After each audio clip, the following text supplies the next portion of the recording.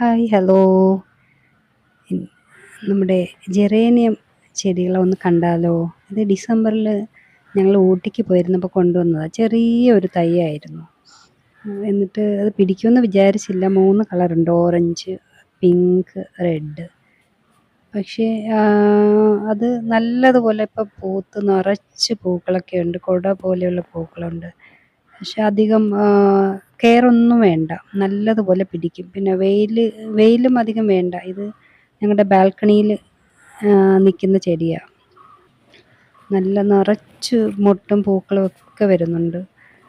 പിന്നെ എന്നും രാവിലെ ഒരു പ്രാവശ്യം മാത്രം വെള്ളം കൊടുത്താൽ മതി. അങ്ങനെ ഫെർട്ടിലൈസർ ഒന്നും വേണമെന്നില്ല.